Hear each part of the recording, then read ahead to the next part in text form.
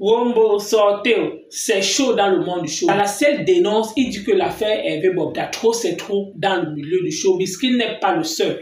Qu'il y a de cela quelques temps, il a été aussi abordé par un autre monsieur qui est venu lui dire que oh, il est talentueux, il chante bien, mais il n'a pas encore assez de gloire, que si c'est qu'il veut être plus populaire, Salacel accepte, il va lui montrer un bon réseau. Salacel dit que mais il a regardé le monsieur là, que le monsieur là d'abord, ce n'est pas un chanteur, il n'est pas un artiste, mais que si c'est qu'il fait même l'amitié avec quelqu'un, c'est le genre là.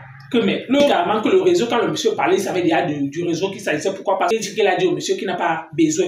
Et dit donc que dans ce milieu, il y a même les enfants qui viennent comme ça le voir que ouais, mon grand, comme tu as Brice là, non? Que ouais, on veut être populaire comme toi. Même s'il s'agit de ma mère, montre-moi seulement le réseau, je vais souffrir entrer.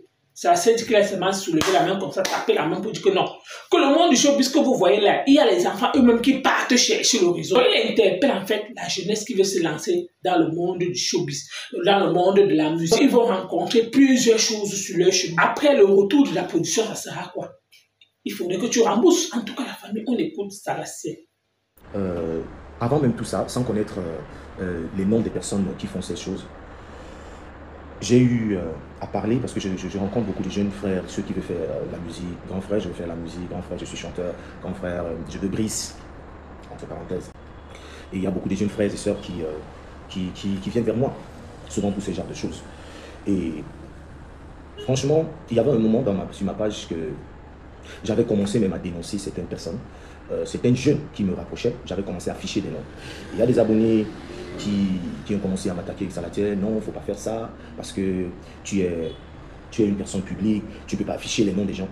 Les mêmes internautes qui me suivent. Non, il ne faut pas faire ça, il ne faut pas afficher les noms des gens parce qu'il y avait des petits qui venaient sur ma page même. Salatiel, bonsoir, je suis l'artiste tel, tel, tel. J'ai envie de faire la musique, je veux Brice, s'il te plaît, dis-moi ton secret.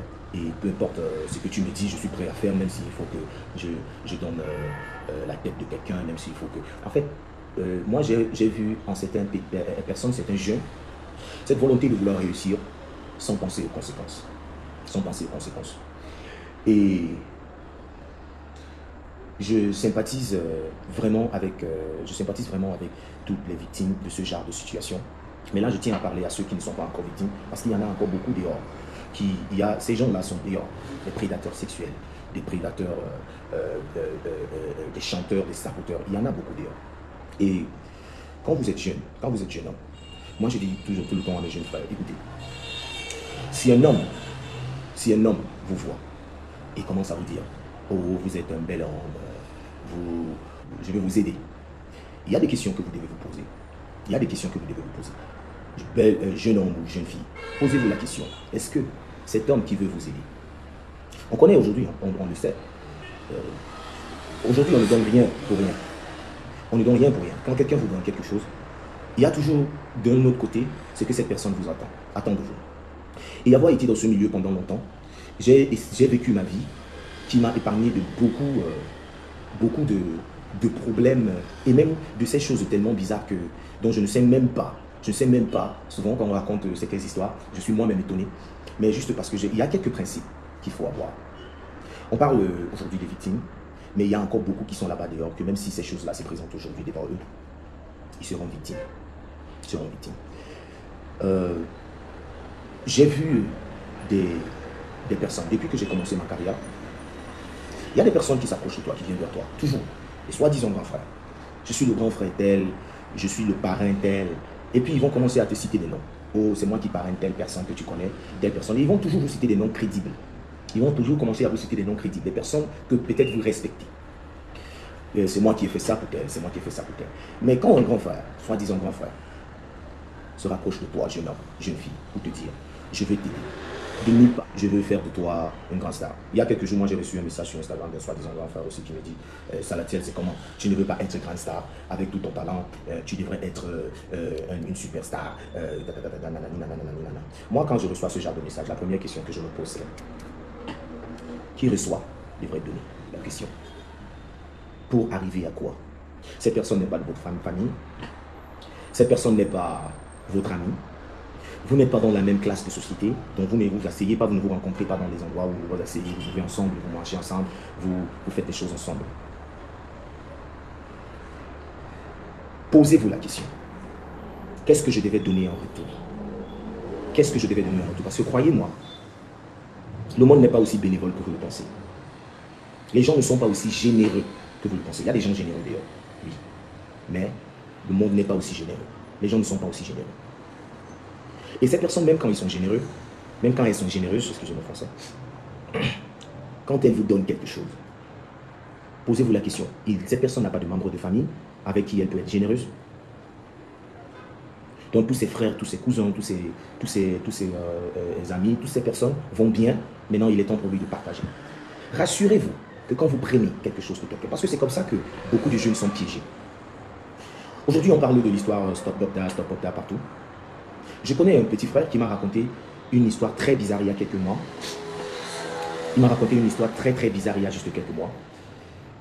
Je pense 4 mois, il y a de cela 4 mois. Il me racontait quelque chose parce que je parlais avec des petits frères à moi au studio. Et je les avertissais, je disais, vous êtes à Douala. La crise anglophone, la crise anglophone a déplacé beaucoup des jeunes artistes anglophones. Et souvent quand ils arrivent à Douala avec des situations difficiles, ils cherchent souvent de s'en sortir. Et c'est là où ils tombent dans ce genre de piège. Oh, retrouve-moi dans tel restaurant, retrouve-moi dans tel hôtel. Parce que, hey, comment tu vas, jeune homme? How are you doing, young man? Les gens ne sont pas gentils comme ça là-bas dehors, les gars. Notre jeunesse est très fragile à ce genre d'actes de prédateurs et de ces choses. On attend des histoires là tous les jours. Je suis fatigué, moi, d'entendre tous les jours, de voir les petits frères avec beaucoup de potentiel. Et puis demain, tu entends des histoires bizarres où il a été molesté, où il a été abusé. Et tout ce qu'on voit là, c'est pas le début. C'est là depuis. C'est là depuis. On connaît. C'est là depuis.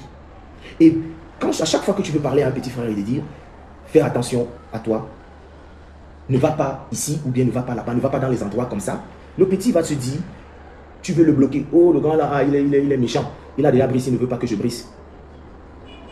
Il a déjà brisé, il ne veut pas que je brise, il est méchant. Oh, le grand là n'est pas gentil. Oh, le grand là est chiche. C'est ce qu'on dit quand tu essaies d'avertir les petits frères.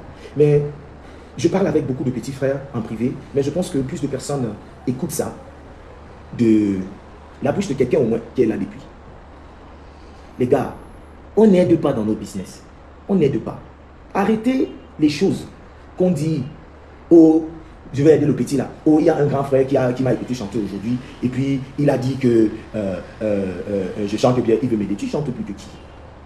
Tu es sûr que le grand frère dont tu parles là, tu es sûr que le grand frère qui te parle là n'a pas quelqu'un dans sa famille qui chante? Tu es sûr? Tu es sûr qu'il a résolu tous ses problèmes? Pour qu'un matin, quelqu'un se lève, il commence à vous donner des petites sommes d'argent, il vous donne un petit 100 000, un petit 200 000, un petit 300 000.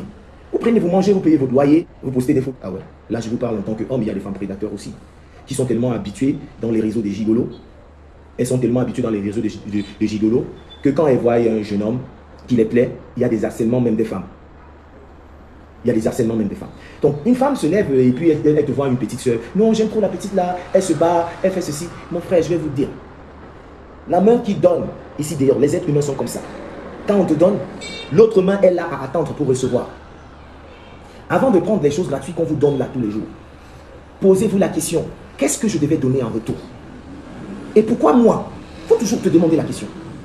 J'ai déjà vu des jeunes qui sont venus avec leurs chansons et me disent genre, j'ai un producteur, et puis tu vois un monsieur bizarre qui envoie 500 000 pour faire le projet, et tu entends le petit, tu sais que le petit, s'il n'est pas aussi talentueux, il a encore du travail à faire pour devenir un artiste. Et puis tu commences à te poser la question, mais pourquoi est-ce que le grand frère-ci ou la grande soeur-ci est signé derrière lui? Est-ce que c'est ce que la personne croit trop en la personne? Je vous dis, la main qui donne, les êtres humains ne sont pas aussi gentils. Ne sont pas aussi gentils. La main qui te donne là, il y a l'autre main qui reçoit. Et beaucoup de nos artistes et personnes publiques se sont retrouvés dans des pièges. Dans des pièges, juste parce qu'ils ont mangé. Ne mangez pas ce que vous ne pouvez pas avaler. Quand vous recevez, posez-vous la question. Qu'est-ce que je devais donner en retour? Parce qu'il y en a toujours.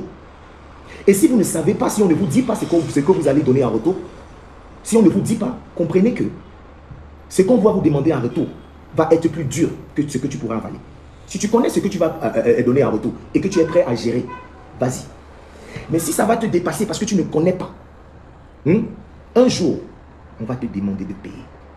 Tous ces dons, tous ces cadeaux que vous recevez, dont vous ne savez même pas ce que vous avez fait pour recevoir ces cadeaux-là. Tu es jeune fille, tu penses parce que tu as de belles formes, quelqu'un va devoir vous donner, je ne sais pas, vous donner une clé de voiture. Madame, Tu es la seule fille avec les fonds. On a vu les filles ici dehors. On a vu les filles ici dehors. Posez-vous la question. Et je vois des petits frères dans notre milieu qui se retrouvent, oh non, mon parrain, ceci. Un soir, il te donne un 200 000. Quand tu rentres, il te donne un 100 000 de transport. Quand tu veux faire un clip, il ne va même pas pouvoir même te payer tout le clip. Il ne va même pas te donner 2 millions ou 3 millions ou 5 millions pour te payer un clip. Il va te donner un 200, 300 000. Qu'est-ce qui va venir en retour? Il va t'appeler le lendemain pour te dire, hey, comment tu vas? Comment va ta soirée? Qu'est-ce que tu fais ce soir? Retrouve-moi dans tel et tel endroit. Retrouve-moi dans tel ou tel endroit pour qu'on prenne un pot ensemble. Pour rien, oh, je fête avec mes amis aujourd'hui, tu peux passer à la maison. Et puis tu vas dans une fête, l'argent est versé, on verse l'argent partout. Est-ce que c'est bon même pour ton mental? Parce que quand toi tu rentres à la maison, ce qui reste dans ta tête, c'est l'argent qu'on a versé partout. Est-ce que c'est ce que tu veux devenir? Est-ce que c'est ce que tu veux devenir? Est-ce que c'est ce que tu veux devenir? Est-ce que tu veux devenir un gars qui prend l'argent et qui balance partout? Et cet argent que tu prends là, est-ce que demain, quand tu seras, parce que tu vas devenir accro à cette chose, tu vas en vouloir plus. Tu vas prendre une plus belle maison pour faire tes lives et tes danses sur TikTok. Tu vas acheter une voiture. Je connais des artistes qui ont acheté des voitures, qui sont venus afficher des voitures, mais qui n'ont... Et puis tu te poses la question, mais à quelle heure il a réussi jusqu'à pouvoir acheter une voiture? Oh petit frère, tu fais quoi ce week-end? Oui, j'ai mes collaborateurs qui arrivent là, on va faire une fête à Kribi. Tu pars à Kribi, tu as l'argent, ta maman a l'argent pour aller à Kribi. Tu pars à Kribi, tu pars fêter.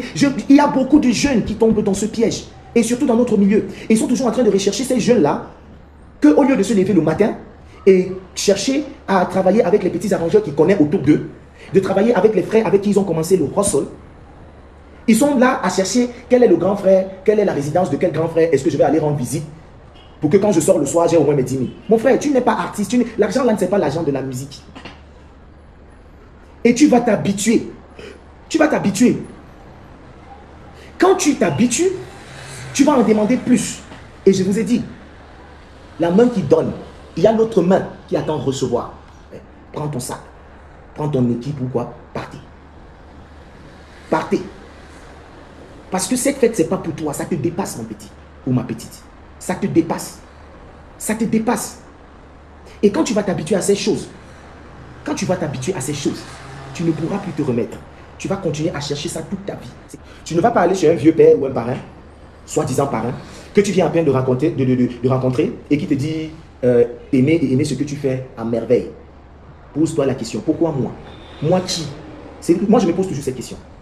J'ai des amis qui sont milliardaires, j'ai des amis, mais à chaque fois qu'il arrive quelque chose, tant que ce n'est pas business, il faut te poser la question, moi qui? Parce que je suis salatiel. Il y a des petits, dès qu'on dit ça, ils pensent à comment il n'a pas mangé depuis le matin et il voit comment dès qu'il sort de sa maison, il va voir le grand frère. Le lendemain, sa vie va changer. Et puis il sort de sa maison, il va dire, il y a des petits qui viennent, oh grand frère, je suis loyal, je suis ton petit, tout ce que tu veux, je vais te donner, oh nanani nana, oh non, même si c'est que... Et puis, on commence à t'utiliser, à détruire les autres. Parce que toi, tu veux manger dans ta bouche. Je vous dis que ces choses existent à tous les niveaux. À tous les niveaux. Ce n'est pas seulement dans la rue. Dans les business, dans les bureaux. Les gars qui portent cravate là, tous les jours. Ça existe là-bas. Tu es petit, tu entres dans un bureau, tu entres en tant que, je sais pas, secrétaire ou dans un petit poste. Et puis un grand frère va te dire que non, je suis ici depuis. Toi, tu ne veux pas être grand star. Ou bien tu ne veux pas être manager dans ce bureau. Je vais te montrer le chemin. Et puis tu prends ta tête. Tu commences à marcher avec ces personnes. Tu commences à fêter les choses que tu ne sais même pas. Souvent, ces fêtes qu'on t'appelle, c'est les fêtes des initiés. Peut-être que quelqu'un a fini son initiation et puis ils sont en train de fêter avec ses soi-disant collègues. Et puis on t'appelle, tu vas boire le vin de l'initiation. Tu vas manger la viande de l'initiation. Ils ont déjà fait tous les rituels derrière. Et puis toi tu es là en train de manger les choses. Tu ne sais pas. Demain on va te demander le retour. On va te demander le retour. Et tu vas payer d'une façon ou d'une autre. Fille comme garçon. On va te demander le retour. Et ce qui m'a gardé dans ce milieu aussi longtemps que je suis jusqu'à maintenant, c'est le fait de refuser de prendre la chose des gens. Tu rentres dans mon studio, il n'y a pas un seul câble qui est acheté par un soi-disant parrain. Ça m'appartient. Parce que j'ai travaillé. J'ai travaillé. Et quand j'ai l'argent, Au lieu d'aller acheter des choses pour me faire plaisir, je prends un matos, je mets dans le sac, je reviens. C'est ça qui m'appartient. On a vu des gens qui ont été bien aujourd'hui. Et puis demain, tu te rends compte qu'il n'a plus rien. Tu te demandes, mais la richesse est passée où? Comment est-ce qu'il est devenu bizarre tout d'un coup comme ça? C'est parce que ça ne les appartenait pas. C'était des dons, à condition. Il y a des gars pour qui on a construit des studios, que le lendemain, le studio disparaît. Tu te demandes que mais le studio, même ça, il avait un studio, c'est passé où? C'est parce que le grand frère, le soi-disant grand frère ou la grande soeur qui avait donné, est venu arracher ces choses. Parce que ce n'était pas un vrai don. Parce qu'une personne qui veut vraiment t'aider va faire le business avec toi. Et ce qui est bien avec le business, c'est que la différence entre le business et les dons empoisonnés là, c'est que quand tu fais business, tu es obligé de travailler. Quand on te paye ou bien on te donne l'argent pour investir quelque chose, tu es obligé de travailler. Et puis, tu apprends à gagner ton argent. Parce que, comment est-ce que tu peux te retrouver dans les milieux auxquels tu n'appartiens pas? Bon, la famille, vous avez écouté comme moi ce que Salacel a dit dans le monde du showbiz. Que dans le monde du showbiz que vous voyez là, c'est un monde très compliqué.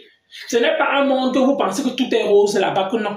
Que les enfants qui sont là, si c'est que vous-même vous n'avez pas votre propre cap, ne vous lancez pas dans la musique. Ne vous lancez pas dans la comédie. Pourquoi? Parce que vous allez rencontrer les difficultés en route. Parce qu'il y a des personnes là qui sont là comme ça, qui cherchent les esprits faibles. Pour dire que bon, je vais te parrainer. Après, c'est ce qu'ils cherchent derrière toi. Et que lui-même n'a pas l'argent là pour donner aux membres de sa famille qui pensent que non, il est devenu papa Sassaï pour prendre l'argent, il vous donne que non. Il va produire votre musique, il vous connaît. C'est le mauvais agent. Pourquoi? Parce que le monde de la comédie que vous voyez là, si c'est que tu veux te lancer, être musicienne ou alors artiste, un grand chanteur, il faudrait que tu t'apprêtes toi-même là, comme ça va, c'est lui-même là. On sait le fils qu'il a son propre argent.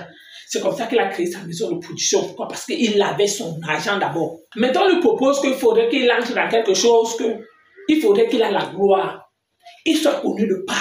Il chante ses mêmes petites musiques comme ça là, même s'il tape seulement les noms comme ça là. Les gens disent que waouh, il a bien chanté. Ce que tu sais que tu peux avaler. Ne mange pas quelque chose que demain, quand on va te demander quelque chose à quelqu'un en retour, tu commences à dire que non, je ne connaissais pas que c'était comme ça, que ça s'est terminé. Mais il y a certaines personnes-là, que eux-mêmes ils savent que comme ils sont là, après demain, ça peut crier. Les longs jeux là, ça va vous amener au village de 6 et ça. En tout cas, la famille, vous avez été à la scène. Merci encore, à bientôt pour une prochaine vidéo.